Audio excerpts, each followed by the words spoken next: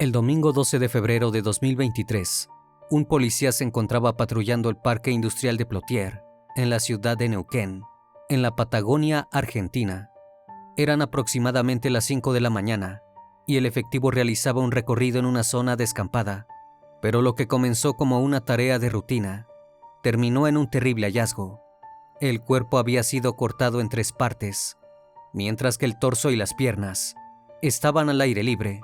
La cabeza y los brazos se encontraban en una bolsa de residuos. Aquellos restos serían el primer hallazgo de un hecho sumamente siniestro. Buenas noches, bienvenidos al Criminalista Nocturno.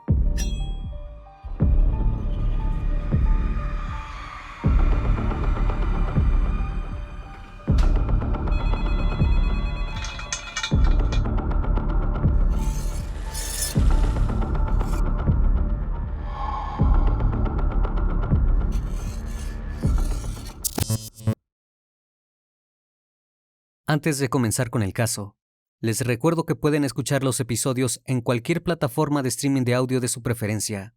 Puedes encontrarme como Criminalista Nocturno. Sígueme en todas mis redes sociales y no olvides suscribirte. Norma Morales tenía 58 años y vivía en el barrio Los Hornitos, en la ciudad de Neuquén, junto a su hija Luz de los Milagros de 20 años.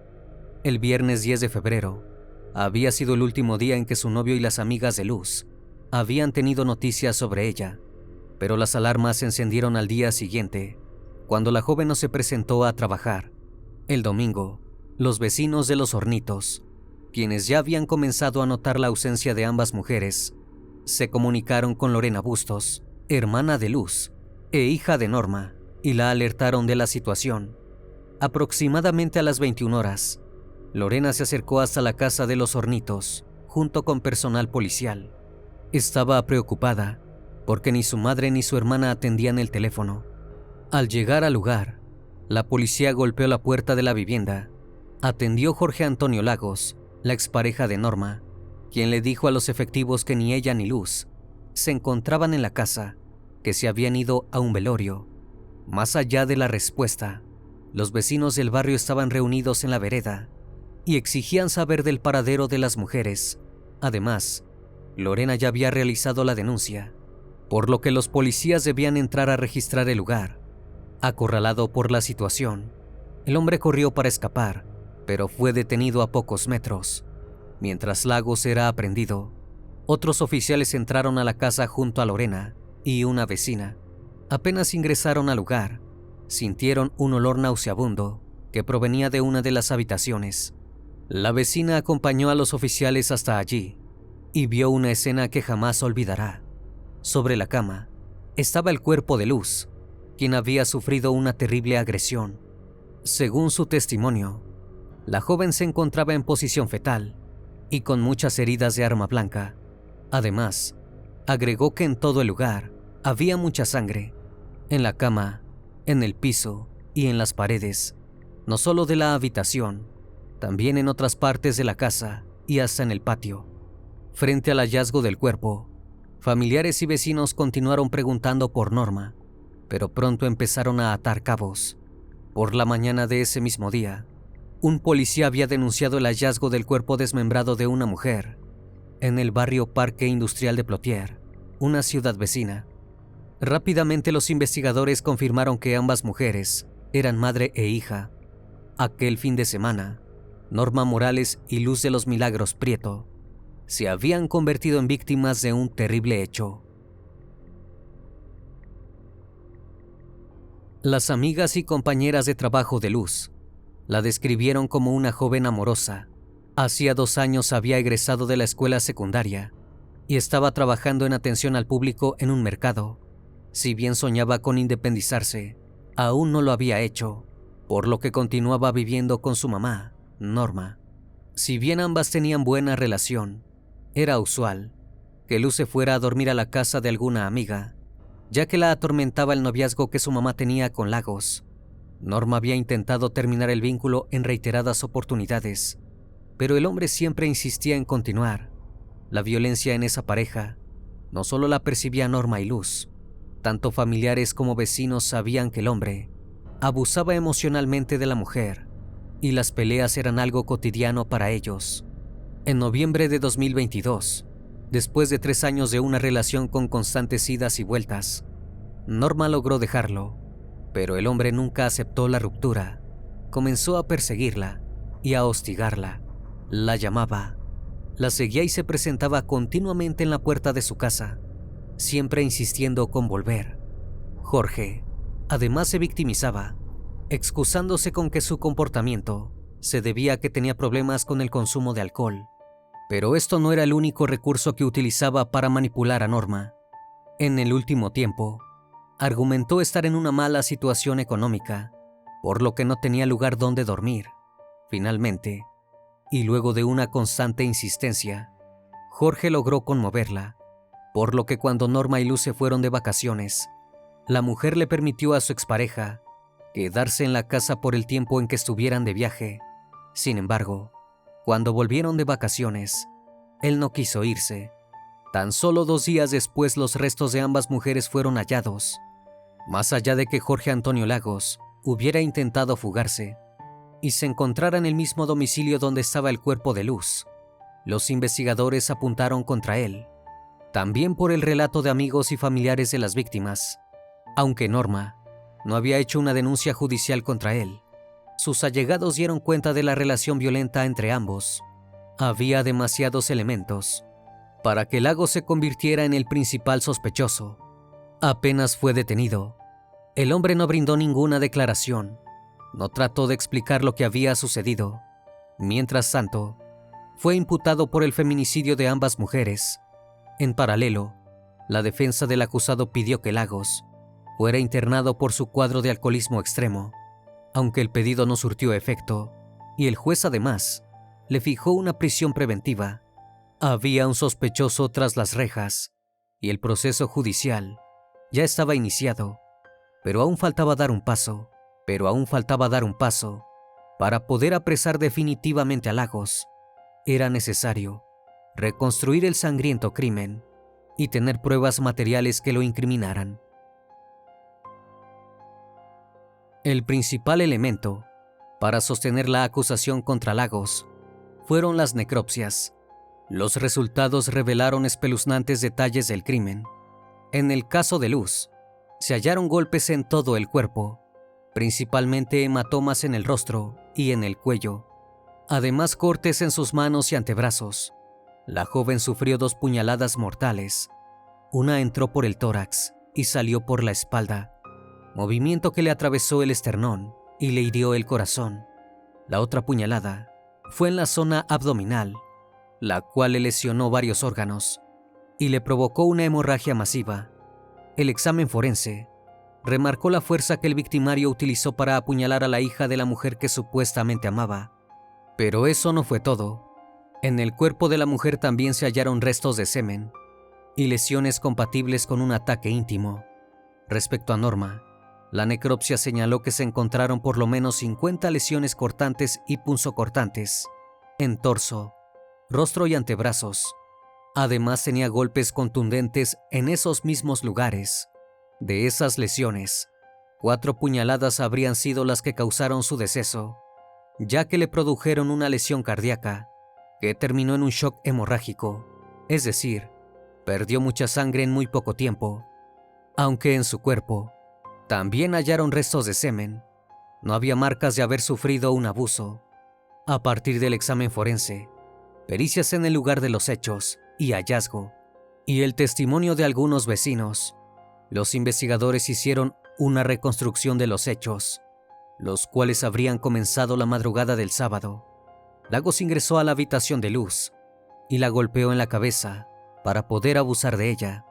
Dadas las marcas que tenía en sus brazos, el golpe no la habría dejado inconsciente y la joven habría intentado defenderse. Por los ruidos, Norma se despertó y fue a la habitación de su hija. Al ver lo que estaba sucediendo, intentó intervenir para protegerla, pero en respuesta a esto, Lagos asesinó a la joven con 2 puñaladas mortales en el pecho y en el abdomen, asegurándose de que su expareja fuera espectadora del crimen Inmediatamente después ella corrió. Lagos fue por Norma y la hirió al menos en 50 ocasiones. Para ocultar lo que había hecho, seccionó el cuerpo en 3 partes y trasladó los restos en un Peugeot 205, el auto de su víctima. Por la madrugada, Lagos manejó hasta Plotier, una ciudad aledaña, y fue hasta el parque industrial. Parte del recorrido que hizo el auto se pudo comprobar gracias a una cámara de seguridad de una empresa que registró el Peugeot la madrugada del sábado. El vehículo tenía la calavera rota, al igual que el auto de Norma, y eso permitió identificarlo. Una vez que estuvo en una zona descampada, Lagos arrojó los restos por todo el lugar. En una bolsa se encontraba la cabeza y los brazos, mientras que el torso y las piernas estaban al aire libre. Esta fue la escena que halló el oficial de policía en su recorrido, un día después, el domingo 12 por la mañana. Luego de dejar los restos de quien había sido su pareja la madrugada del sábado, Lagos volvió a la casa del barrio Los Hornitos, como si nada hubiera pasado, y durante más de un día, convivió con el cuerpo de Luz en una de las habitaciones. Los primeros que notaron que algo podría haber pasado fueron los vecinos de Norma y Luz. Las sospechas empezaron por una mujer que oyó discusiones en el interior de la vivienda la madrugada del sábado. Preocupada, ese mismo sábado comentó la situación a los vecinos y la desesperación comenzó a contagiarse en el barrio. En este punto es importante mencionar que algunas vecinas ya conocían la relación violenta que tenían Jorge y Norma, por lo que los malos pensamientos se potenciaron. El sábado por la tarde, un compañero de trabajo de Luz, que además era su cuñado, la llamó. Tenía que presentarse a las 3 de la tarde y aún no había llegado. Al sonar el celular, atendió Lagos, quien le comentó que el papá de la joven había fallecido y que por eso no había ido a trabajar. Además, agregó que quería estar sola y que por favor no volviera a llamarla. Una amiga de Norma también se quiso comunicar con ella, pero el hombre atendió el celular de su expareja, dando la misma respuesta. Respecto a las pericias de comunicación, se pudo comprobar que a partir del viernes por la noche, los celulares de las víctimas dejaron de tener actividad. No hubo llamadas salientes, únicamente estaban las entrantes que Jorge respondía. El domingo por la tarde, Lagos lavó el Peugeot 205 en la vereda de la casa. Aprovechando que estaba fuera, vecinas se acercaron a él para preguntarle dónde estaba Norma y Luz. La explicación fue la misma que había dado por teléfono. El padre de la joven había fallecido y ambas estaban en el velorio. Si bien para ese entonces hubiera sido imposible imaginar que el cuerpo de Luz estaba tan solo a unos metros de la vereda, las vecinas no creyeron en su explicación. Fue en aquel momento que llamaron a Lorena, hermana de Luz e hija de Norma. Horas después, el sangriento crimen de Lagos sería descubierto. Lorena se acercó a la vivienda de su madre, acompañada por la policía. Jorge fue detenido tras un intento fallido de huida. El cuerpo de Luz fue hallado en su habitación y se unieron los cabos con los restos encontrados horas antes en el descampado. El Peugeot 205 también fue tomado como parte de la investigación.